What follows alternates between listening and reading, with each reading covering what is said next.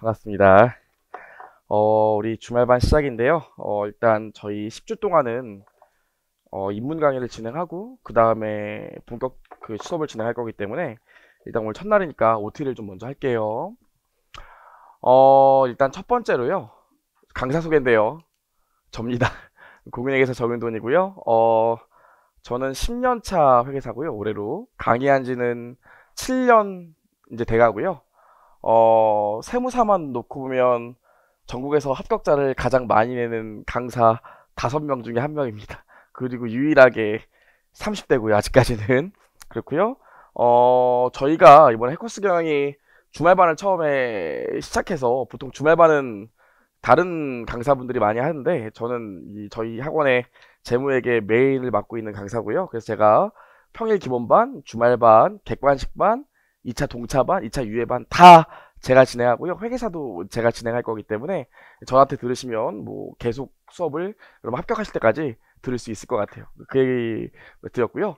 두 번째로 교재인데 저희 해커스 IFRS 중급회계 입문인데요. 일단 저희 주말반이기도 하고 중급회계 바로 수업 들으면 좀 부담되는 분들이 많기 때문에 저희가 특별히 이번에 입문 강의를 먼저 준비했고요. 저희 교재 첫 번째로 저희 물론 회계사 지금 세무사 종합반이고요.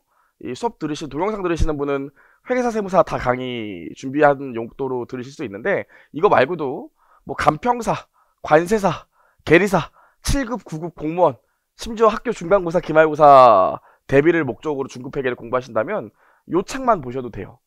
회계사 세무사는 양이 굉장히 많거든요. 저희 이제 본격적으로 수업을 시작하면 제 중급회계 교재도 1권이랑 2권이랑 나눠져 있지만 합치면 1400페이지 정도 돼요. 근데 회계사 세무사만 그 정도 공부하고요.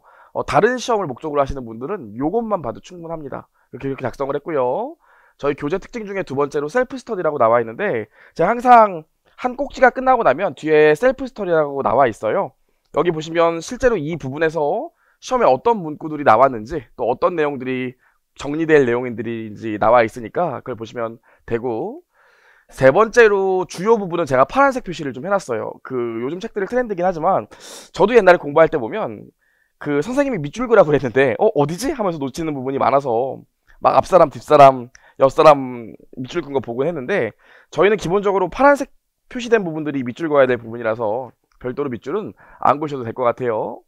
그 다음에 네 번째로 사례 연습이랑 객관식 문제가 있는데 저희가 아무래도 입문 강의고 또 주말반 강의다 보니까 사례 연습은 제가 직접 풀어드릴 거고요. 객관식은 가끔씩은 풀어드릴 거고 여러분들이 집에 가서 복습하는 용도로 보시면 될 것 같아요. 그렇고요. 다섯 번째로 저희 이 중급회계 입문책은 기본적으로 중급회계에서 다루고 있는 모든 단원들은 다 들어가 있어요. 전범위가 다 들어가 있기 때문에 혹시 이게 입문책이라서 중급회계에서는 빠지는 책이 있는 거, 빠지는 부분이 있는 거 아니에요? 이렇게 물어보신다면 그런 건 없어요. 이거 다 보시면 됩니다. 전범위 다 들어가 있으니까 저희가 중급회계 입문 시간에 전체 내용을 다 공부할 거예요. 세 번째로 재무회계 공부 순서를 좀 아셔야 되는데 여러분 회계 원리는 다 들으셨나요? 저 신청하시면 다 돼 있잖아요. 그쵸? 회계 원리는 듣고 오셨어야 돼요. 안 듣고 오시면 이번 주가 마지막 기회입니다. 다음 주까지는 꼭 듣고 오셔야 돼요. 그쵸? 그리고 저희 원래 중급회계 1, 2를 하는데 아까도 말씀드렸지만 중급회계 1, 2 내용이 굉장히 길어요. 평일반 같은 경우엔 중급회계 1, 2 합쳐서 제가 140시간 강의하거든요. 책도 1400페이지니까 1시간에 10장씩 나간다고 하면 돼요. 보시면 돼요. 중급회계 기본강 같은 경우엔. 그래서 이게 좀 양도 많고 내용도 어렵기 때문에 많은 분들이 굉장히 힘들어 하시더라고요. 그래서 원래는 회계 원리 듣고 중급회계 1, 2 듣고 고급회계 이렇게 가는데 회계사 같은 경우에는 고급회계를 100으로 놓고 본다면 저희 세무사는 회계사의 30% 정도만 하시면 돼요. 저희 세무사는 1차는 고급회계가 나오는데 2차에선 고급회계가 딱 한 번 나왔어요. 그것도 어떤 책에서는 중급회계에서 다루는 내용들이 나왔기 때문에 저희 세무사 같은 경우에는 고급회계를 제가 1차 직전에 별도로 4시간짜리 특강 할 건데 그거만 보시면 합격하는데 전혀 지장이 없어요. 다 맞출 수 있어요. 그래서 고급회계는 걱정하지 마시고 이 회계사 공부하시는 분들은 제가 따로 별도로 12회 정도 촬영을 할 겁니다. 수업을 진행할 거니까 그거 보시면 되는데, 다시 돌아와서 얘기하면 저희가 회계원리 중급회계 1, 2 바로 넘어가면 너무 어려워하는 분들이 많아서 이번에 특별히 만든 과목이 중급회계 입문이에요. 1, 2의 준비 과정이라고 보시면 되고요. 야심차게 준비를 했습니다. 좀 잘 진행을 할 거고요. 저희 중급회계 입문 대상자는 일단 여러분들 지금 뭐 동영상 보시는 분은 주말반이랑 상관없지만 기본적으로 주말반 클래스이기 때문에 시간이 부족해요. 근데 또 빨리빨리 나가는데 이 중급회계를 바로 시작하면 여러분들 좀 어려운 분들이 있기 때문에 이 중급회계 입문도 반드시 들으셔야 되고요. 일단 기본적으로 회계의 원리 듣고 나서 중급회계 바로 넘어가면 부담 느끼는 분들이 많아요. 갭이 생각보다 크거든요. 갭이 생각보다 커요. 그래서 그런 부담을 느끼는 분들을 좀 도움을 드리고자 이 클래스를 마련했고요. 두 번째로 회계 원리를 대학교 때 들으시고, 저한테 상담하시는 분들 중에서도 회계 원리를 대학교 때 들으시고, 아, 회계 원리까지 들어서 뭐 학원에서 제공하는 회계 원리는 안 들어도 될 것 같아요. 하지만 중급회계는 거의 안 봤어요. 이런 분들 있는데, 이런 분들도 당연히 중급회계 입문 들으셔야 되고요. 세 번째로 뭐 저희랑은 상관이 없지만, 저희 실강분들이랑은 상관이 없지만 회계사나 세무사 외에 시험을 공부하시는 분들은 요것만 보시면 돼요. 요것만 보시면 돼요. 그리고 마지막으로 일단 저는 중급회계 내용이 굉장히 많다는데 전체 중급회계 내용이 어떻게 되는지 좀 빠르게 좀 보고 싶어요. 이런 분들은 이 수업을 들으시면 될 것 같습니다. 여기까지 말씀드렸고요. 저희 중급회계 입문 수업 특징은 일단 전범위의 기본적인 논리 흐름에 대해서 숙지하는 게 목표예요. 그래서 저희가 전체 중급회계 내용이 어떻게 구성되는지를 10회에 걸쳐서 말씀드릴 거고요. 두 번째로 각 단원별로 기본 이론이랑 핵심 이론, 대표되는 문제 유형만 풀 거예요. 저희 입문 강의에서는요. 그리고 세 번째로 저희 중급회계 이제 저희 본격적으로 10주 후에 시작할 때는 두 번째 이제 2순환으로 시작할 때는 제가 어려운 부분이랑 2차 시험에 나오는 내용까지도 다 얘기할 거지만 저희 지금 일단 입문 강의에서는 2차 범위에 해당하는 내용은 얘기 안 할 거예요. 중급회계 수업이 어려운 게 처음부터 2차 강의 하는 내용들도 다 가르치기 때문에 여러분들이 많이 멘붕을 하시는데 2차 범위나 지엽적인 내용은 일단 입문 강의에서는 다 빼고 할 거예요.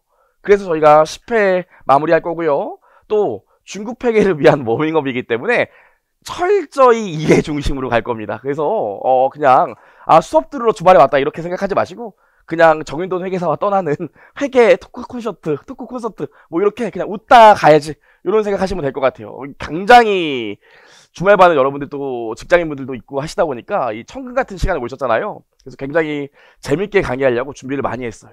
그렇게 진행을 할 겁니다. 여기까지 말씀드렸고요. 저희 이제 주말반으로 돌아와서 주말반 수업 구성 재무회계만 높으면 저희 10회 총 36시간 동안 입문 강의 진행할 거고요.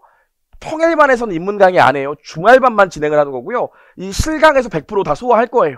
빠지시면 안 되고 이것 찍어서 저희 동영상 판매되기 때문에 잘 보시면 되고요. 요때 기본적으로 워밍업을 하시고 저희가 중급회계 1 9회, 중급회계 2 7회 이렇게 구성을 해놨는데 아시겠지만 아무래도 주말반이기 때문에 평일반 140시간을 다 커버할 수는 없어요. 그렇죠? 그렇다고 이때부터 중급회계를 가르치자니 그럼 처음부터 너무 어려운 내용이 나오기 때문에 여러분들이 또 빠르게 포기하시는 분들도 많아요. 일단 완강하는 게 중요하기 때문에 저희 이때는 제가 100% 주말반 이 실강 수업에서 커버를 하고요. 요때는 물론 저희가 주말반은 동영상 촬영을 안 하기 때문에 제가 평일반에 이미 찍어놓은 거 저희 좀 있으면 종강이거든요. 그거 동영상 여러분 같이 열어드렸잖아요. 제가 항상 끝날 때 얘기할 거예요. 주말에 주중에 요거 몇 강 평일반 동영상 반드시 듣고 오세요. 이렇게 진도를 꼭꼭 찝어드릴 테니까 그거는 평일날 좀 듣고 오셔야 돼요. 저희가 주중에는 공부 안 할 건 아니잖아요. 그쵸? 주중에는 아예 공부 안 할 생각이었는데 이러시면 안 돼요. 그래서 이렇게 진행을 할 거라는 걸 좀 아시면 되고요. 고급회계는 아까도 말씀드렸지만 1차 시험 직전에 저한테 4시간만 들으시면 돼요. 그럼 다 맞출 수 있어요. 걱정 안 하셔도 됩니다. 세무사분 같은 경우엔 회계사는 얘기했으니까 넘어가고요. 저희 준비물 얘기를 해보면 계산기를 오늘까지도 필요 없는데 다음 주부터는 계산기를 갖고 오셔야 돼요. 요 아이 카시오 14자리인데요 12자리도 있고 14자리도 있는데 그냥 이왕이면 14자리 사시죠. 저희가 교양으로 들으려는 거 아니니까 14자리 사시고요. 혹시 그게 아니더라도 카시오가 아니더라도 자 보세요. 여기 계산기를 보면 자 카메라 당기시고 여기 곱하기를 2번 눌렀을 때 상단에 K가 떠야 돼요. 싸구려 계산기는 곱하기를 2번 누르거나 나누기를 2번 눌러도 상단에 아무것도 안 떠요. 그러면 연속 계산이 안 되거든요. 그래서 저희 시험 같은 경우에 연속 계산이 필요하기 때문에 한번 쳐보셔가지고 2번 눌렀을 때 K가 뜨는 요 계산기를 사셔야 되고요. 상단에 M 플러스 M 마이너스 MR MC 여기까지 있으셔야 돼요. 요게 없으면 안 돼요. 근데 간혹가다 어떤 계산기 보면 위에 여기 텍스 있는데 저희 나라랑은 전혀 상관이 없어요. 걱정하지 마시고 곱하기 2번 눌렀을 때 상단에 K 뜨는 거랑 M 플러스 M 마이너스 MR MC 요 정도만 있으시면 어떤 것도 가능합니다. 다만 이왕이면 14자리가 좋다고요. 그쵸? 여기까지 말씀드렸고요. 두 번째로 연습장도 여러분 갖고 오셔야 돼요. 연습장이요. 왜냐면 저희 설명회 때도 말씀드렸지만 2회차까지는 웃으면서 얘기하고요. 3회차부터는 끝나고 나면 시험 볼 거예요. 그쵸? 제가 딸아이 2명을 키우고 있는 애아빠지만 토요일날 주말반으로 나왔기 때문에 다 끝나고 나면 시험 보고 갈 거예요. 그쵸? 매회. 그쵸? 저희 학원 같은 경우에는 그렇게 하고 시험 보고 나서 끝나는 게 아니라 제가 쭉 답안지 걷어가지고 여러분이 연습장에 시험 문제 풀어보신 거 쭉 걷어서 한 번이라도 한마디씩 하고 갈 거니까 2회차 이상부터는 답안지를 꼭 갖고 오셔야 돼요. 주말반 하는 학원이 저희도 있고 딴 데도 있지만 글쎄요. 이쪽에서 저희가 좀 열심히 해볼 생각이기 때문에 시험도 볼 거라서 답안지를 꼭 갖고 오셔야 돼요. 필기할 내용이 있는데 책에 바로 필기를 하셔도 되는데 제 생각에는 일단 연습장에 필기를 하신 다음에 나중에 복습할 때 옮겨 적으시는 게 더 좋을 거예요. 그렇죠? 그래서 이렇게 가시고요. 세 번째로 진짜 이런 얘기 하는 게 진짜 웃기긴 한데 교재를 그렇게 안 갖고 오시는 분들이 있으세요. 저기 밖에 뭐죠? 여러분들 볼 수 있게 참고용으로 돼 있는 게 있잖아요. 수업 오시면은 저걸 딱 들고 들어오셔가지고 수업하고 딱 가시는 분들이 있는데 이왕이면 좀 갖고 오세요. 교재 당연히 갖고 오셔야죠.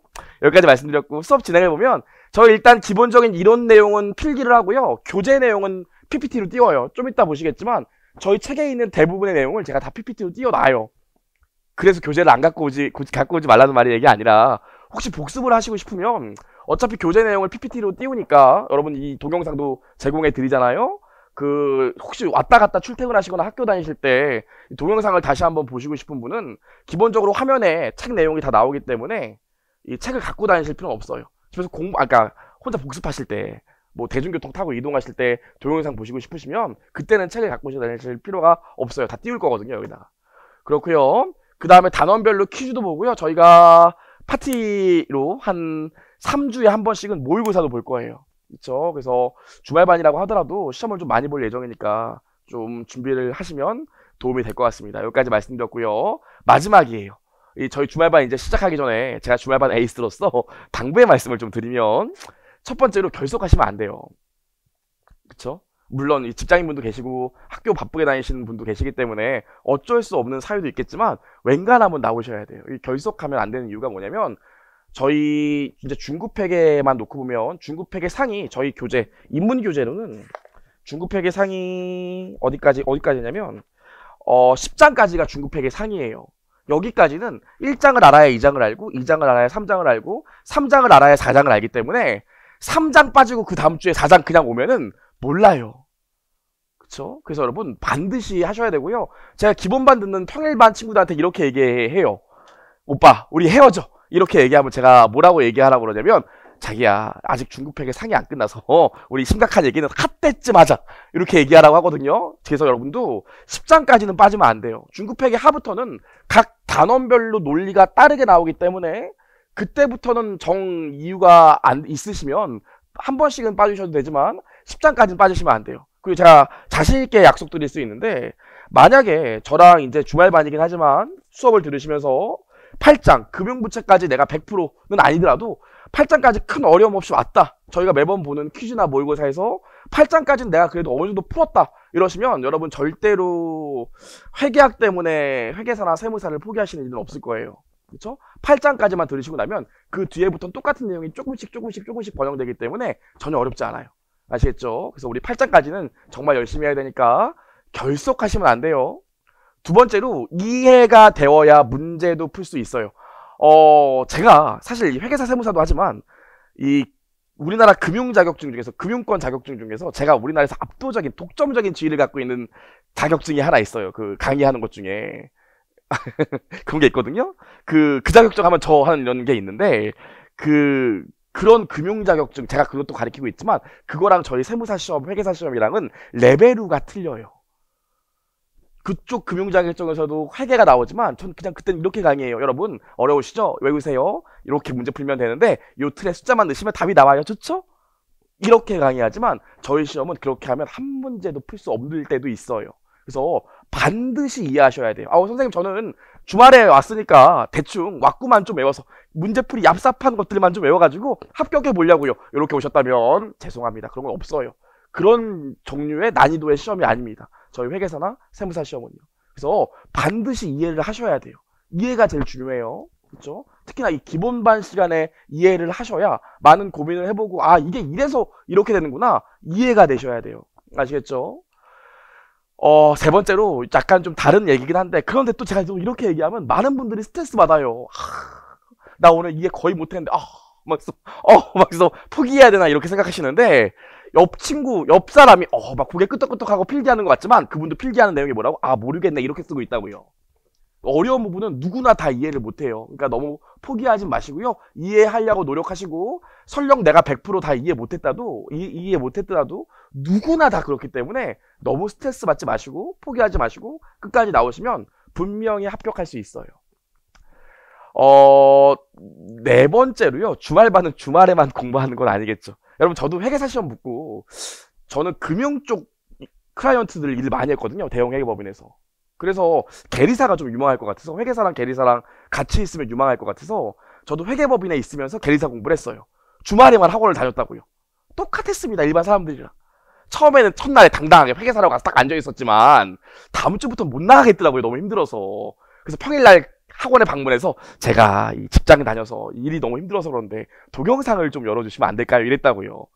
그럼 동영상을 열어줘요. 열어드려야죠. 열어준다고요. 근데 문제는 뭡니까? 그리고 평일날 안 본다는 거죠. 평일날 안 봐요. 그래서 여러분들 저희 주말반 하고 있지만 수업도 들으시고 제가 항상 숙제를 내드릴 거예요. 다음 주 수업할 때까지 여러분 동영상 열려있는 것 중에 여기는 반드시 듣고 오셔야 돼요. 거기까지 포함해서 시험 볼 겁니다. 이렇게 얘기할 거기 때문에 주말에 적어도 평일날 한두 시간 정도는 공부를 꼭 해주셔야 돼요. 진짜예요. 아시겠죠? 그걸 꼭 기억했으면 좋겠고요. 마지막 이게 진짜 중요해요. 질문 좀 해주세요. 그쵸? 질문 좀 해주셔야 돼. 물론 저희가 동영상도 찍고 있고 다른 분도 수업 듣고 있기 때문에 수업 시간에 손 드는 건 안 되겠죠. 여러분이 그럴까봐 제가 수업 시간에 계속 물어봐요. 하지만 수업 시간에 손 들지 마시고 끝나고 쉬는 시간에 저 강사실이 족인데 두들기면 그 다음 시간을 진행하는 세법 이훈엽 선생님이 문을 열어드려요. 걔가 제일 나이가 어리기 때문에 걔가 열거든요. 걔가 열면 제가 뒤에서 무슨 일이시죠? 이렇게 물어볼 테니까 저한테 와서 물어보시면 저 화 안 내요. 이상한 거 물어본다고 화 안 내요. 제가 오늘 1강 회계란 무엇인가 수업할 건데 선생님 아무래도 이해가 안 되네요. 회계가 뭐죠? 이러면 화 안 내요. 제가 웃으면서 친절히 설명해 드릴 테니까 여기까지 오셨는데 주말에 동영상 들어도 되는데 여기까지 오셨는데 꼭 궁금한 거 있으면 질문해 주세요. 그리고 여러분들이 질문을 안 할 수가 없어요. 제가 아무리 잘 가르쳐도. 그러니까 궁금해 하시는 것들을 꼭 물어보시고 제가 회계 원리까지 하면 한 달에 동영상이 200개 넘게 팔리기 때문에 지금 동영상 찍고 있는 데는 제 연락처나 이런 걸 가르쳐 드릴 수가 없어요. 옛날에 한번 철없을 때 가르쳐 드렸다가 업무가 마비될 뻔했거든요. 그렇게는 안 되고요. 제가 이따 끝나고 나면 핸드폰 번호랑 뭐 메일 주소 같은 거는 가르쳐 드릴 테니까 궁금한 거 있으시면 저한테 뭐 문자가 부끄러우신 분은 메일로 보내주시면 제가 답변 달아요. 물론 저희하고는 홈페이지도 있지만 그쵸 이렇게 했고요. 문자 같은 경우엔 제가 10시 이후에는 자기 때문에 가족과 함께 해야 되기 때문에 답변 안 하고요. 하지만 문자 보내주시면 12시간 안에는 답변 드려요. 그쵸 이렇게 말씀드렸습니다. 좋아요. 우리 여기까지 해서 OT는 끝났고요. 그럼 이제 본격적으로 수업을 좀 진행해 봐야 될 것 같습니다. 우리 피시면 재무회계와 회계 원칙이 있는데 우리 여기선 뭐 할 거냐면요. 옛날에 저희 아버지가 저한테 이런 거 물어보셨다고요. 윤도나 네가 공부한다니까 내가 돈을 대주긴 하는데 이 도대체 회계가 뭐니? 그리고 너 회계사 한다는데 회계사가 도대체 뭐 하는 직업이니? 그러더라고요. 제가 OT 때도 얘기했지만 모르겠더라고요.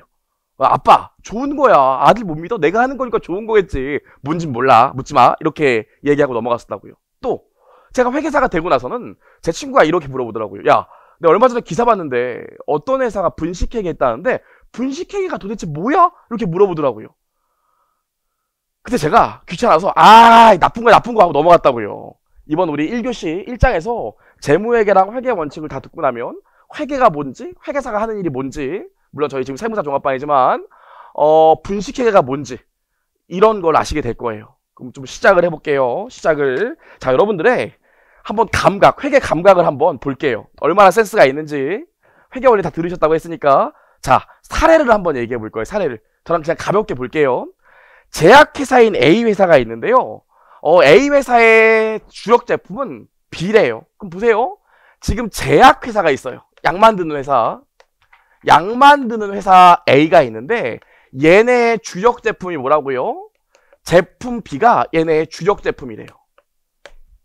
어렵지 않죠? 근데 2018년 말에 요 회사의 재무제표, 이따 또 재무제표가 뭔지 얘기하겠지만 재무제표를 봤더니 매출 채권이 3천억 있었대요. 매출 채권이 뭡니까? 그쵸. 제가 이렇게 앞에 있는 분들 항상 물어보기 때문에 이 몇 회 지나면 저쪽에 표준하게 되죠. 그쵸. 매출 채권이 뭐예요? 매출 채권 뭐예요? 매출 채권 뭐예요? 모르겠어요? 괜찮아요. 물으라고 제가 있는 거죠. 매출 채권이 뭐냐면 외상으로 제가 고객한테 물건을 판다고요. 제약회사 A가 거래처한테 외상으로 물건을 팔아. 그럼 나 받을 돈이 생긴 거 아니겠습니까? 받을 돈이 생겼다고요. 그걸 뭐라고 그래? 매출 채권이라고 해요. 회사의 재무제표에 매출 채권이 있다는 건 무슨 말이야? 받을 돈이 있다는 소리예요. 못 팔아서? 우리 회사 물건 팔아서. 이해하시겠죠? 매출 채권이 3천억 있는데 계약 부채가, 이거 조금 어려운 얘기인데, 계약 부채가 990억인데 요게 점점 증가하고 있대요. 어려운 얘기 안 할게요. 요게 뭐냐면, 자, 이렇게 판 거예요. 야, 요거 3천억짜리인데 너한테 물건 팔았어. 나 너한테 받을 돈이 3천억 생겼으니까 나 매출 채권으로 3천억 계상할게. 근데 팔고 나니까 우리 회사 물건값이 계속 떨어지는 거야. 이해 가시겠어요? 우리 회사 물건값이 계속 떨어져. 그리고 또 우리 회사 물건에 하자가 있어. 계속 물건값이 떨어진다고요. 그럼 외상으로 산 이분도 뭐라고 그랬어요? 야, 나 니네 회사 물건 샀는데 니네 회사 물건에 하자가 좀 많네? 혹은 야, 니네 회사 물건값이 좀 계속 떨어지고 있는데 아니 나는 비싸게 주고 샀는데 요즘 싸게 팔더라? 나도 좀 깎아줘. 이렇게 얘기할 수 있잖아요. 고객님 팔았으니까 낙장 불입이에요. 이렇게 안 된다고요. 아유 그래요? 깎아드려야죠.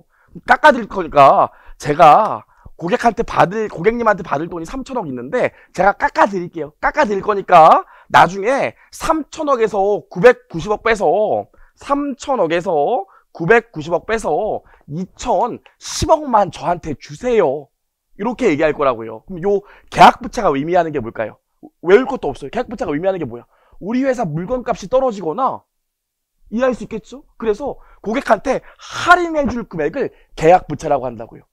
듣고 까먹어도 돼. 듣고 까먹어도 돼. 나중에 자세히 할 거예요. 그럼 이 계약부채가 점점 늘어난다는 건 무슨 소리 같으세요? 이 계약부채가 점점 늘어난다는 건 무슨 소리 같아요? 아, 물건값이 떨어져서 지금 할인해주는 금액이라면서요. 계약부채가 점점 증가한다는 건 무슨 말일까? 그쵸. 우리 회사 제품의 판매 가격이 계속 떨어지고 있다는 소리라고요. 그쵸? 그냥 여러분 그냥 지금 우리 본격적인 수업 얘기를 하는 게 아니라 그냥 신문 기사 읽는 거라고 생각하시면 돼요. 어렵지 않죠? 계속 봤어요. 그리고 봤더니 이 회사가 매출이 전년 대비 50% 이상 하락했대요. 매출은 뭐예요? 매출은 뭡니까? 매출은 뭘까요? 수익? 수익 맞죠. 내가 계산기 파는 회사인데 계산기를 올해 1,000억치 팔았대요. 1,000억어치 팔았대. 요게 매출이에요. 우리 회사가 올해 판매해서 수익으로 계산한 게 매출이라고요. 어렵지 않죠? 어머, 회계원리 들으셨다면서요. 그쵸? 매출이요. 올해 그럼 뭐야? 전년도 대비 매출이 50% 급감했대. 이게 무슨 소리예요? 전년도 대비 내가 50%나 더 팔았다는 소리예요. 이해할 수 있겠지?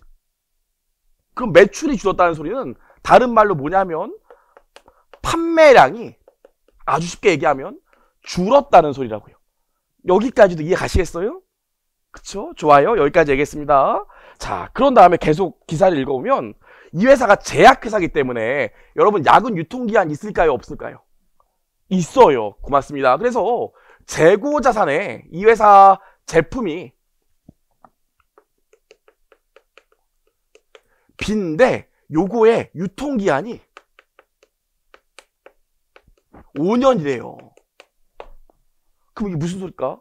이 회사 제품이 약인데 5년 지나고 나면 요 약 못 쓴다고요. 그래서 5년 안에 팔아줘야 돼. 이해할 수 있겠죠? 여기까지 얘기했습니다. 마지막으로 진짜 심각한 건데 이 회사는 매출이 2조 원대래요. 물건 파는 게 보통 1년에 2조 정도 판대요. 근데 지금 재고자산이라면 또 여러분 어려우니까 제품이 얼마 정도 있냐면 지금 내 창고에 1조 원 정도 있대요. 이해할 수 있겠어요? 무슨 말인지? 내가 1년 동안 물건 파는 게 총 2조 정도 되는데 창고에 아직 안 팔린 물건이 1조 정도 있대. 지금 이런 상황이라고요. 자, 이 회사 주식 사실래요? 안 사실래요? 나 돈 있어서 투자를 좀 하려고 그래. 친구가 제약회사 A를 추천해줬어요. 나 이 회사 주식 살까 안 살까? 아, 안 끝났어요. 거기다가 이 회사 CEO분이 문화에 관심이 많으셔가지고 제약회사인데 얼마 전에 이 회사의 CEO가 엔터 사업에 진출했어요. 왜 그런지 모르겠는데 엔터 사업에 진출했다고. 그래서 야심차게 만든 영화가 흥행에 폭망했어요. 흥행에 폭망했어요. 지금 이런 상황이에요. 이 회사에 주식 투자 하실래요? 안 하실래요? 왜요? 왜 안 해요? 뭐가 그냥 기분이 나쁘죠? 뭐가 기분이 나쁘지? 아, 이런 회사에 투자 못 하겠어요. 이게 회계예요. 이 회사는 실제로 문제가 뭐냐면 보세요. 판매 가격도 떨어지고 있어. 판매량도 급감해. 근데 매출 대비 제품이 1조 원이나 있다는 건 매출 대비 재고자산이 반이나 남았다는 건 엄청나게 재고자산이 많은 거예요. 보통 삼성전자 같은 것도 회사도 매출 대비 재고자산이 20%를 넘지 않아요. 내가 올해 1년 동안 파는 거랑 지금 창고에 있는 팔 물건들이랑 보면은 20%를 넘지 않는다고. 근데 얘는 반이나 있잖아. 더 큰 문제는 뭐예요? 이게 5년 지나면 쓰레기가 된대. 계속 안 팔리고 있어. 판매량도 떨어져. 그럼 이 제품에 대해서 우리가 뭐 해줘야 되냐면, 야, 너는 지금 이거 1조 원짜리라고 하지만 내가 볼 때 안 팔리고 유통기한도 얼마 안 남았기 때문에 이거 지금 내다 팔면 2천억 정도밖에 못 받는 거 아니야? 1조 원 이거 다 팔 수 있겠어? 내가 볼 때는 이거 유통기한도 다 돼가고 판매 가격도 떨어지고 있기 때문에 너 이거 1조 원만큼 돈 다 회수 못 할 것 같은데? 이럴 수 있을 거 아니에요. 무슨 말인지 아시죠? 여러분 제 책도 마찬가지예요. 요거 정가가 26,900원인데 제가 수업 시간에 여러분 쳐다보는데 뭘 봐? 이러고. 아, 나 오늘 수업 안 해요. 막 이러고. 강의 다 완강 못하고 책에 오타고 겁나 많고 이러면 아무도 안 살 거 아니야. 그럼 이제 해커스 출판사에서 눈물을 흘리면서 싸게 팔 거라고요. 그쵸? 똑같은 얘기 하는 거예요, 지금. 그럼 요 재고자산에 대해서 이 제품에 대해서 아직 팔리진 않았지만 내가 볼 때 지금 요거 내다 팔면은 2천억 밖에 안 될 것 같아. 나는 만드는데 1조 원이나 들었는데 내다 팔면은 2천억 밖에 못 받을 것 같아요.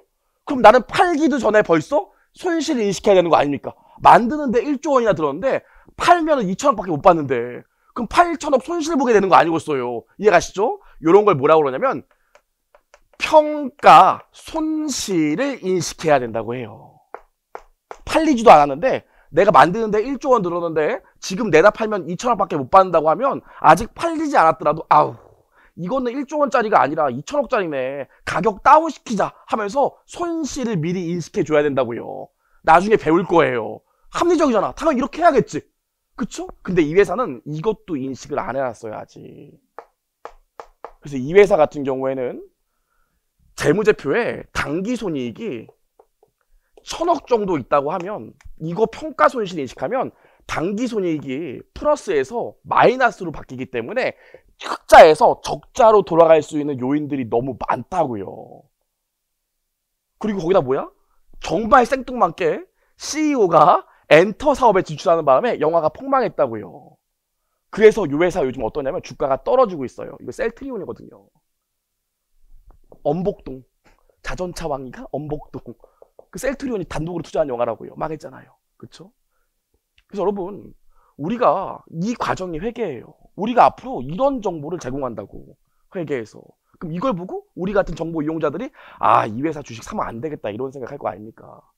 요게 회계예요. 아시겠죠? 그럼 우리 이제 지우고 조금 더 구체적인 사항들을 써보도록 할게요.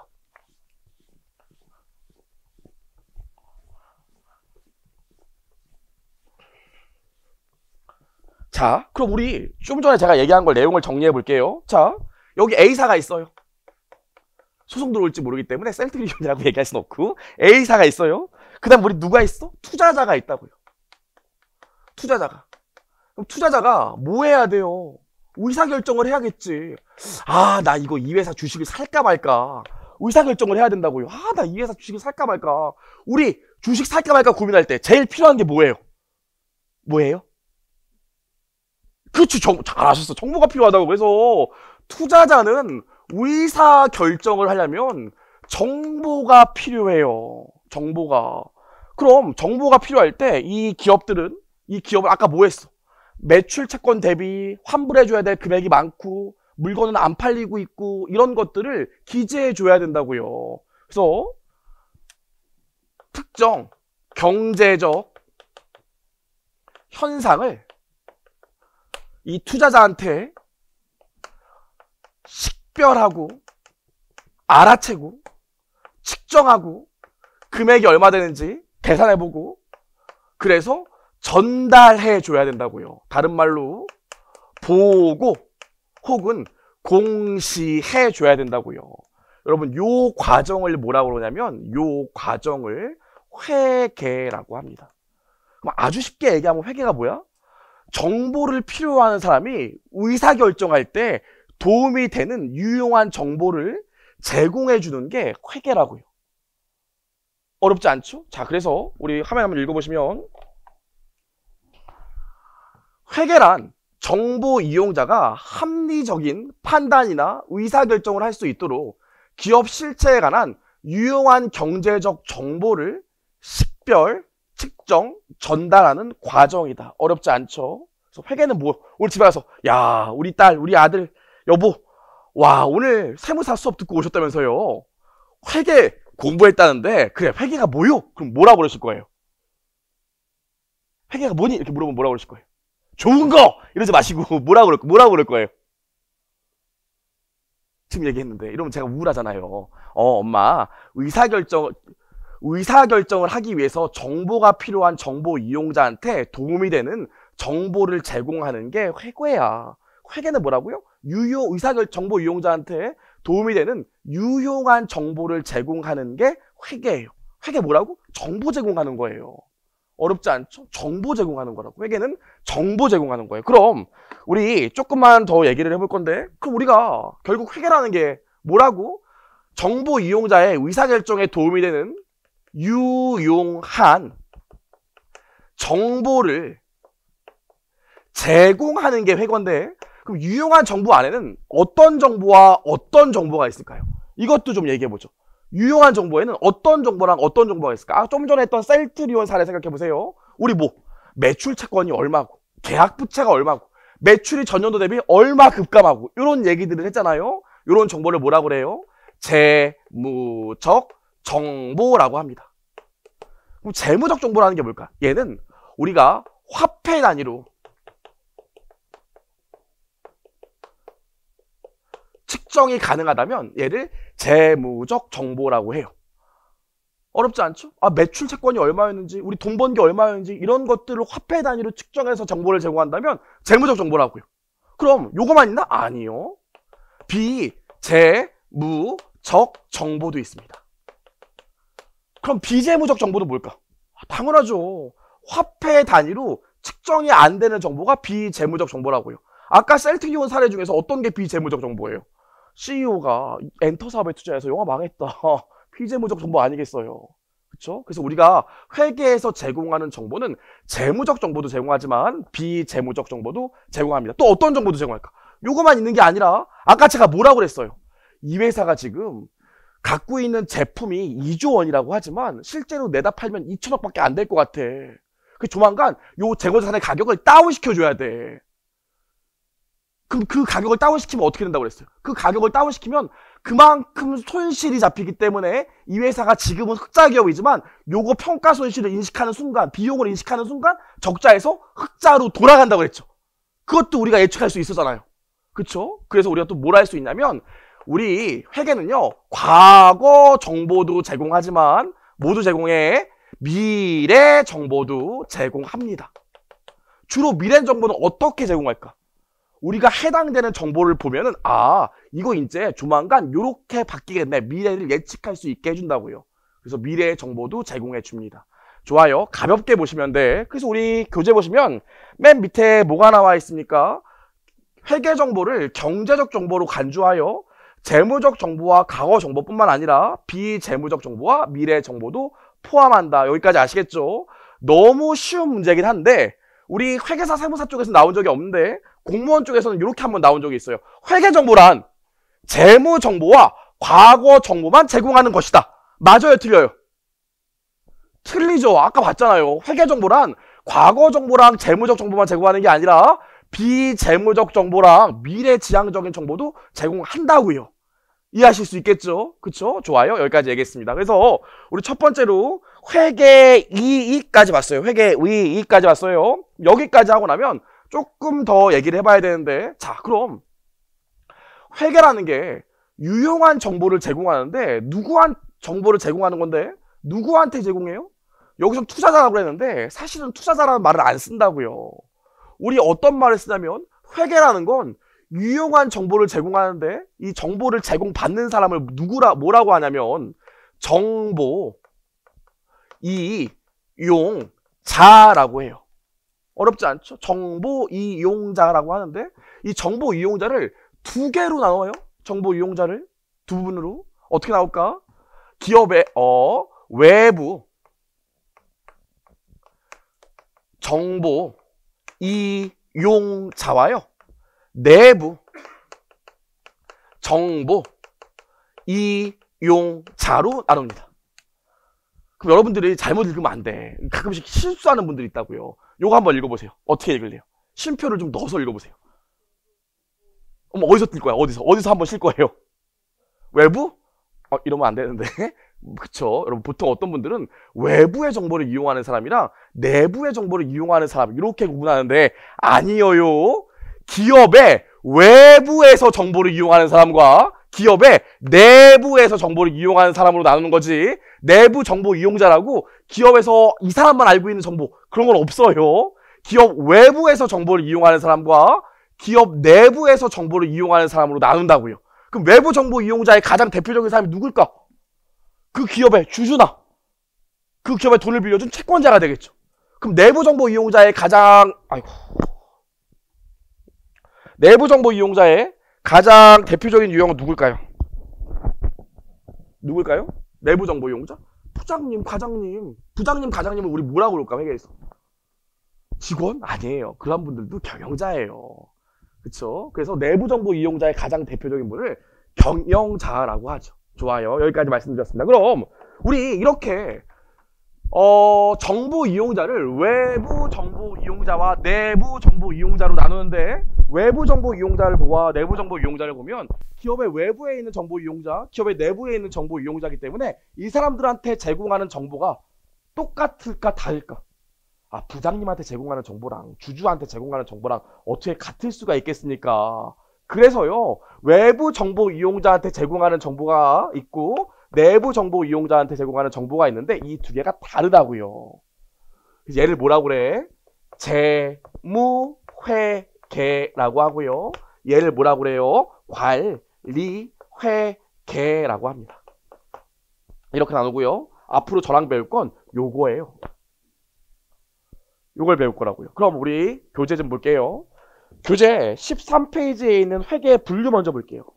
회계 분류를 보면 재무회계는 기업의 외부에 있는 정보 이용자를 위해 작성하고 관리회계는 기업 내부에 있는 정보 이용자를 위해 작성하는데 보고의 수단만 볼게요. 여러분, 기업 내부에 있는 우리 과장님, 부장님은 우리 기업의 사정을 잘 알아 몰라? 알죠? 그리고 주로 뭘 위해서 이 보고서를 달라고 그럴까? 뭘 위해서 정보를 달라고 그럴까? 자기들 기업 운영하는 과정에서 의사결정하려고 정보를 달라고 하는 거기 때문에 특정한 형식이 있을까요? 없을까요? 특정한 형식이 없어요. 우리 지금 A 제품이 더 많이 팔리니 B 제품이 더 많이 팔리니 A를 광고할까? B를 광고할까? 이런 거 물어보려고 우리 보고서 달라는 거기 때문에 특정한 형식 없이 목적에 맞는 보고서 그냥 주면 된다고. 그래서 관리회계 같은 경우엔 작성 원칙이 없어요. 기준도 없고요. 그냥 여러 가지 목적에 따라 보고서를 작성해주면 됩니다. 기업 내부에 있는 과장님, 부장님이기 때문에 그냥 그 사람들이 원하는 정보를 그때그때 작성해주면 되는 거지 작성의 원칙이나 기준 따위는 없다고요. 아쉬웠어요? 하지만 기업 외부에 있는 정보 이용자인 주주나 채권자들 같은 경우엔 내가 기업을 잘 알아 몰라요. 나는 투자만 했지 그 기업이 어떤 사정으로 돌아가는지를 잘 모른다고요. 이해할 수 있겠지? 그럼 이런 경우에는 어떻게 재무보고를 작성해줘야 될까? 어떻게 회계정보를 제공해줘야 될까? 일정한 작성 기준에 따라 회계정보를 보여줘야 된다고요. 이해할 수 있겠어요? 일정한 작성 기준에 따라 회계 정보를 보여줘야지 아무런 기준 없이 자 정보 여기 있습니다 하고 기업 외부에 있는 사람들한테 정보를 던져주면 밖에 있는 사람은 봐도 이게 무슨 말인지 몰라요. 이걸 도대체 어떻게 만든 거야? 이해할 수 있겠지. 그래서 이 재무회계 같은 경우엔 일반적인 작성의 원칙이 존재합니다. 이거는 좀 이따 배울 거기 때문에 재무회계는 작성의 원칙이 존재한다. 여기까지만 아시면 돼요. 어렵지 않죠? 작성의 원칙이 존재한다고요. 그리고 또 뭐? 이 작성의 원칙에 따라 작성된 보고의 수단이 딱 특정되어 있어요. 그래서 여러분 일단 정리를 해보시면 회계 정보 이용자는 외부 정보 이용자와 내부 정보 이용자로 나누는데 내부 정보 이용자는 기업 내부에서 정보를 이용하기 때문에 특정 작성 원칙이 없다. 하지만 외부 정보 이용자를 위해 작성되는 재무회계 같은 경우에는 작성 원칙이 있다. 기업 외부에서 이용하기 때문에 정보 이용자들의 정보 해석 능력이 떨어진다고 해요. 떨어진단 말이에요. 그래서 작성 원칙이 있어야 되고요. 그 작성 원칙에 따라 작성된 회계 정보를 일반 목적 재무제표라고 하는데 이건 뒤에서 가리킬 거예요. 요 정도만 구분하시면 돼. 그래서 우리는 지금부터 저랑 배울 건 재무회계인데 이 재무회계는 기업 외부 정보 이용자를 위해서 작성되는 거구나. 여기까지만 기억하시면 됩니다. 그럼 다시 우리 여기로 좀 돌아와서요. 이 회계라는 게 특정 경제적 현상을 식별, 알아채고 측정, 금액적으로 얼마인지 우리가 알아내서 전달하는데 어떻게 전달할까요? 회계 정보를 전달한다면 어떻게 전달할 건데? 뭘로 전달할 건데? 그 전달하는 수단이 되는 게 요게 우리가 지금부터 배울 재무제표입니다.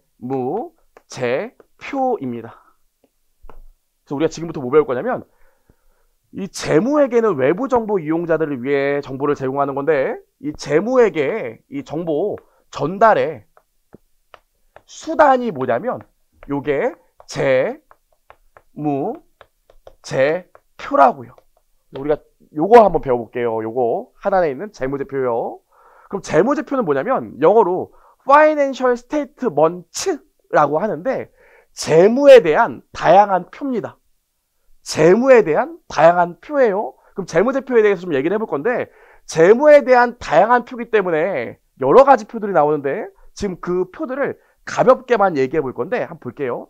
첫 번째로 저희 와이프랑 결혼할 때 저희 와이프가 진짜 착했어요. 지금도 착하지만 결혼할 때 진짜 착했어요. 제가 처음에는 저희 와이프를 핸드폰 번호에 연애할 때만 해도 아기천사 누구누구 이렇게 저장해놨다고요. 소름 돋아. 아기천사 누구누구로 저장해놨는데 결혼하고 나서 처음에는 뭐 아기천사 했다가 그냥 천사로 바뀌었죠. 천사 누구누구. 그러다가 이게 천사는 좀 그런 것 같더라고요. 그래서 사랑하는 누구누구. 그다가 요즘에는 티라노로 저장해놨어요. 티라노. 무섭거든요. 무섭거든요. 그쵸? 원래 중간에 타이거도 있었는데 타이거 갖고는 이게 좀 감흥이 안 와서 티라노로 바뀌었어요. 농담이고요. 저희 와이프가 그런 시간 따라 변해갔는데 그 천사 같던 우리 와이프가 결혼할 때 저한테 딱 두 가지 물어봤어요. 나중에 결혼할 사람들한테 결혼하기 전에 물어볼 거 뭐 물어보고 싶으세요? 뭐 물어보고 싶으세요? 자기 나 정말 사랑해? 그런 거 말고요. 결혼 사랑하니까 결혼하겠지. 그런 거 말고 사랑은 확인했어. 뭐 물어보고 싶으세요? 물어볼 게 없어요? 돈 얼마 있어? 그쵸, 당연하죠. 저희 와이프 처음에 뭐 물어봤냐면 오빠 얼마 모았어? 물어보더라고요. 또 하나 더 물어봐야 되는데 뭐 물어보고 싶어요? 웃으신 분 고개 숙이지 말고 뭐 물어보실 거예요? 얼마? 당연하죠. 저희 와이프도 딱 두 가지 물어봤다고요. 다 사람 사는 게 똑같아요. 저희 와이프가 오빠 얼마 모았어? 물어보더라고요. 아직도 제가 이때 얘기했던 걸 잊을 수 없어요. 제가 빵원 이랬거든요. 제가 하루살이남이라 돈 모르는 게 하나도 없었어요. 얼마 모았어? 나 빵원 이랬다고요. 근데 와이프가 표정관리를 시작하면서 저한테 물어보더라고요. 그래? 뭐 오빠 그럴 수도 있지 뭐. 그래. 하지만 뭐 오빠 회계사니까 연봉은 많겠지. 연봉이 얼마? 이렇게 물어보더라고요. 그래서 연봉이 얼마야? 물어보더라고요. 근데 이때 당시에 제가 회계법인 다니다가 이제 퇴사하고 개업하려고 준비할 때라 가지고 요때 1년 동안 번 돈이 거의 없었어요. 개업한 지 1년 차라 가지고. 그래서 제가 뭐라고 했냐. 여보, 내가 모은 돈은 없지만 작년에 연봉이 1억 넘었었어. 이렇게 얘기했다고요. 그랬더니 여자친구가 뭐라고 했을까? 그때 당시 여자친구가 뭐라고 했을까? 나 모은 돈 하나도 없고 내가 작년에 회계법인 다닐 때 연봉이 1억 넘었었어. 그럼 뭐라고 얘기하고 싶어요? 어머 능력이네 이럴 거예요? 뭐라고 그럴 거예요? 그렇죠. 지금 얼마냐 물어볼 거 아니니까. 중요하거든요. 저희 와이프는 똑같이 얘기했어. 아니 그건 됐고 작년은 됐고 지금 얼마냐고. 그래서 제가 뭐라고 했냐면 빵원 이랬다고요. 그랬더니 와이프가 씁쓸한 표정을 지으며 그래도 네가 사람은 괜찮으니까 결혼하겠다고 이렇게 얘기하더라고요. 똑같아요 여러분. 얼마 모았어. 요 개념이 뭐냐면 요게 우리 교재 어디 나오냐면 13페이지 하단 재무제표에 두 번째 나오는데 요게 여러분 저량 개념이에요. 저량 개념이고요. 요게 유량 개념이에요. 일단 본격적으로 재무제표에 어떤 재무에 대한 다양한 표들이 있는지 그걸 보기 전에 일단 저량과 유량 개념을 좀 아셔야 돼요. 저량은 뭐냐면요. 우리 특정 시점에 상태를 나타내는 거예요. 저량은. 다른 말로 너무 어렵잖아. 쌓이는 개념이라고요. 연봉 얼마 모았어? 오빠 돈 얼마 모았어? 나 작년에 2천만 원 모으고 올해 2천만 원 더해서 4천만 원 모았어. 이게 저량 개념이라고요. 지금 현재 얼마 모았는지, 지금 현재 내 상태가 어떻게 되는지 이해할 수 있겠죠. 쌓이는 개념이라고요. 그럼 얘는 당연히 어떻게? 매년 연관이 있겠어요? 없겠어요? 올해 얼마 모으고 다음 달에 얼마 모으면 내가 지금 얼마 잔액 있겠네. 요 개념이기 때문에 계속 매년 이어진다고요. 이해할 수 있겠지. 그래서 얘를 또 어떤 개념이라고 해?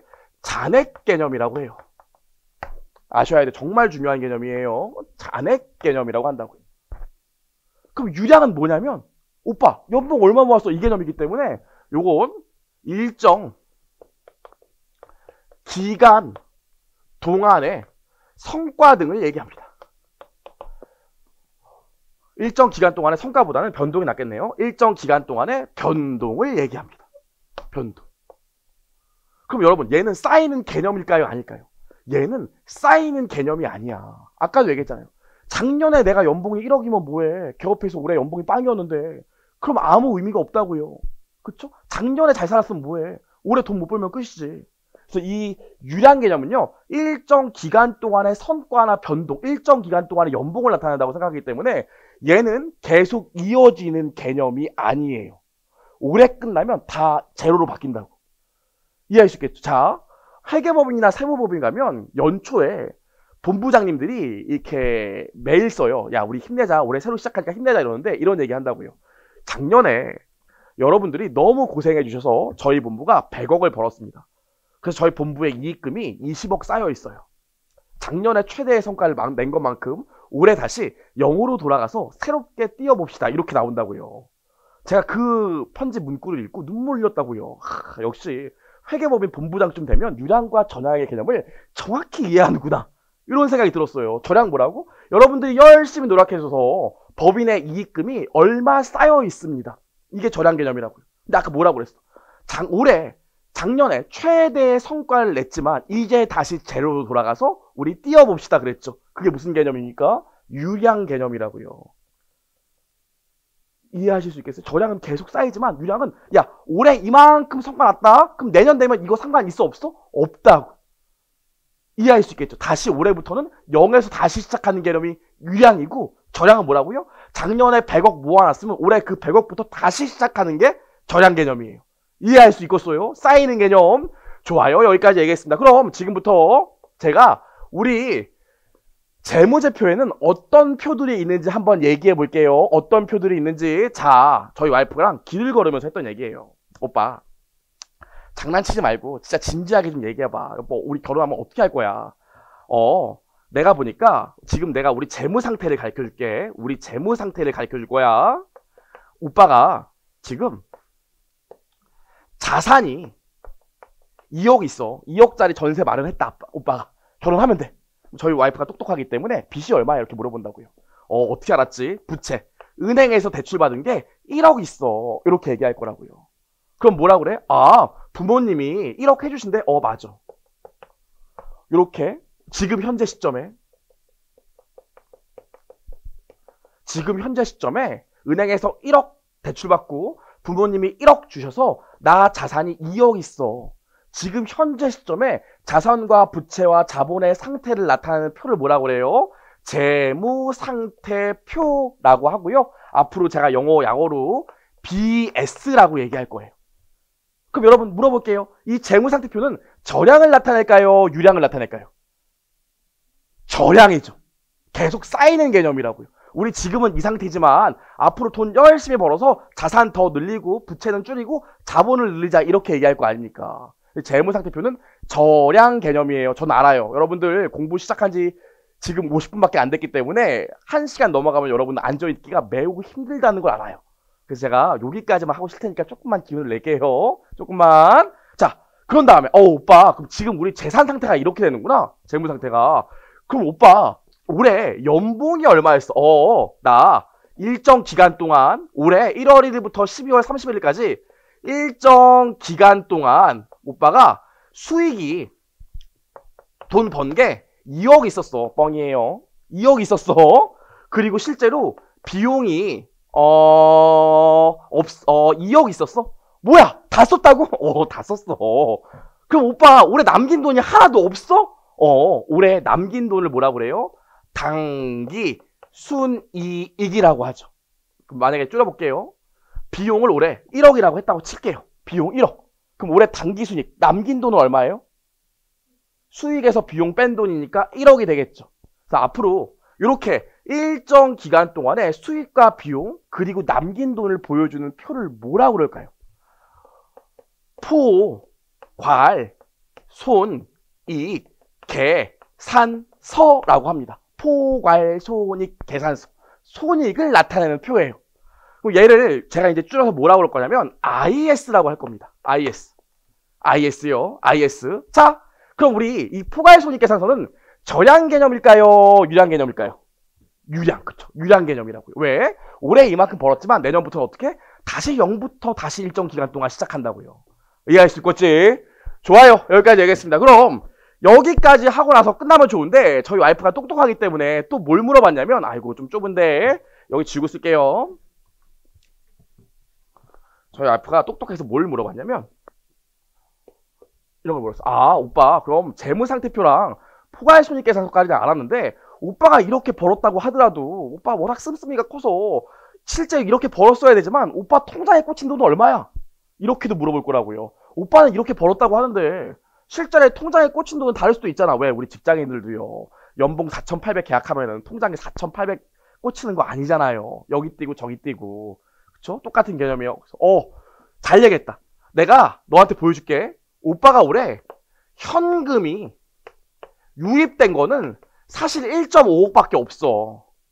근데 현금이 유출된 거는 1.2억 있거든. 그래서 실제로 1년 동안 오빠 통장에 들어온 건 0.3밖에 없어. 0.3억밖에 없어. 이렇게 얘기할 거라고요. 요걸 뭐라 그래? 요런 표를 현금 흐름표라고 합니다. 이 기업에 일정 기간 동안에 현금의 유입 들어온 거와 기업에 현금의 유출, 기업에서 현금이 나간 걸 보여주는 표를 현금 흐름표라고 해요. 이걸 줄여서 이제 뭐라고 그럴 거냐면 CF라고 얘기할 겁니다. 제가. 현금 흐름표요. 이해할 수 있겠죠? 얘는 그럼 유량 개념이겠어요? 절량 개념이겠어요? 유량 개념이죠. 일정 기간 동안 변동액이라고요. 얘도 내년 1월 1일이 되면 이제 다시 시작해야 된다고 0부터. 따라오시겠죠? 여기까지 하고 또 와이프가 뭐가 궁금해? 오빠 다 좋은데 그럼 부모님이 1억 주시는 거야? 저희 와이프 나쁜 사람 아니에요. 부모님이 1억 주시는 거야? 얘기 잘했어. 엄마한테 준 돈은 왜 자본일까요? 문득 궁금하네. 엄마한테 받은 돈은 왜 자본일까요? 엄마니까요. 그러지 마시고요. 엄마한테 받은 돈은 왜 자본일까요? 뭐라고요? 상속? 상속받아서? 그걸 좀 또 다르게 표현해보면 투자? 엄마 나한테 투자했어? 너 너무 우울하잖아. 언제 갚아? 그죠? 뭐라고요? 그렇죠. 그거예요. 엄마한테 받은 돈은 안 돌려줘도 된다고요. 자본이랑 부채의 차이가 뭐야? 부채는 돌려줘야 될 돈이지만 자본은 안 돌려줘도 돼요. 아시겠어요? 가장 큰 차이라고요. 그래서 우리 2교시 때 영구채에 대해서 얘기를 해볼 건데 그때 또 얘기할게요. 좋아요. 그럼 자본을 왜 분류해? 안 돌려줘도 되는 돈이니까. 얘기 잘했어. 나 일정 기간 동안 엄마가 원래 하나도 안 줬는데 원래 안 준다고 그랬는데 내가 결혼한다고 그러니까 눈물 흘리면서 1억 줬어. 이렇게 얘기한다고요. 그래서 주주와 자주주 주주와 회사와 거래를 나타내는 표가 이걸 뭐라고 그러냐면 자, 본, 변, 동, 표라고 합니다. 주주와 회사와의 거래를 나타내는 표예요. 다른 말로 안 갚아도 되는 돈들이 왔다 갔다 하는 표가 자본변동표라고. 얘도 일정 기간 동안이기 때문에 유리한 개념이고요. 얘는 S2라고 표시하는데 저희 중급회계에서 잘 안 나와요. 요런 게 있구나 얘기까지만 하시면 돼. 그래서 여러분 요 네 가지 재무상태표, 포괄손익계산서, 현금흐름표, 자본변동표 요 네 가지를 우리가 뭐라고 그러냐면 재무제표라고 합니다. 재무에 대한 다양한 표 네 가지를 얘기해요. 하지만 주요 재무제표는 요 네 가지로 얘기하지만 이건 진짜 감동신한데 제가 그래서 와이프를 이렇게 손을 잡고 덕수궁 돌담길을 결혼하기 전에 걸으면서 요런 얘기를 했다고요. 아직도 다 얘기했을 때 와이프의 그 진심 어린 표정과 이런 표정을 보면서 와이프가 저한테 마지막으로 뭐라고 했냐면 아 오빠 이런 얘기 진짜 어려운데 솔직히 얘기해줘서 너무 고마워. 오빠가 이렇게 간략하게 얘기해주니까 너무 고마워 그러더라고요. 제가 움찔했어. 난 다 얘기했는데 뭘 간략하다는 거지? 이렇게 간략하게 얘기해줘서 너무 고마워. 저 앞에 카페가 있으니까 이제 들어가서 본격적으로 얘기해보자 그러더라고요. 그래서 본격적으로 하나하나씩 털기 시작하는데 미쳐버리겠더라고요. 아이고 맞았네요. 제가 첫날이라 긴장이 많이 나요. 여기 떨어졌네. 그래서 오빠 저 앞에 카페 가서 본격적으로 얘기해보자 그러더라고요. 본격적으로 여기서 얘기한 항목들을 구체적으로 하나씩 세세하게 얘기해주는 표가 있다고요. 그걸 뭐라고 그러냐면 그걸 주석이라고 해요. 주석은 뭡니까? 재무제표에서 재무상태표, 포괄손익계산서, 현금흐름표, 자본변동표는 이렇게 숫자로 보여주고 이 안에 있는 세부 사항들에 대한 구체적인 설명을 하는 게 주석이라고요. 그래서 여러분 주요 재무제표는 얘지만 주석도 재무제표에 포함은 됩니다. 아주 쉽게 문제가 나오는 경우에 주석도 재무제표에 포함되냐 물어보는 경우가 있는데 주석도 재무제표에 포함이 돼요. 그럼 우리 화면을 좀 볼게요. 13페이지 하단에 보시면 우리 특정 시점의 상태를 나타내는 절량, 특정 기간 동안의 변동을 나타내는 유량, 절량과 유량 개념을 설명했고 그래서 특정 시점의 상태를 나타내는 절량 재무제표는 재무상태표이고 특정 기간 동안의 변동을 나타내는 재무제표, 유량 재무제표는 포괄손익계산서, 자본변동표, 현금흐름표가 있다. 정리를 했고 얘네가 어떤 건지도 우리가 얘기를 했어요. 맨 밑에 보시면 재무제표는 주석을 통하여 재무제표 본문에 표시된 정보들을 이해하는데 도움이 되는 추가적인 정보나 재무제표 본문에 계산되지 않은 자원, 의무 등에 대한 정보를 함께 제공해야 한다. 이런 것들 주석이라고 하는데 맨 밑에만 보시면 돼. 주석은 위외 재무제표와는 별도로 공시하지만 재무제표에는 포함이 됩니다. 그래서 재무제표가 뭐뭐뭐뭐야 라고 얘기한다면 일반적으로 재무상태표, 포괄손익계산서, 자본변동표, 현금흐름표, 주석 이렇게까지 얘기한다고요. 물론 거기에 부속 명세서도 포함되지만 뭐 저희 시험에서는 잘 안 나와요. 이렇게까지만 보시면 돼. 이해할 수 있겠죠? 좋아요. 우리 여기까지 해서 재무제표까지 봤고요. 하고 싶은 얘기가 너무 많은데 시간이 다 됐으니까 잠깐만 쉬었다 올게요.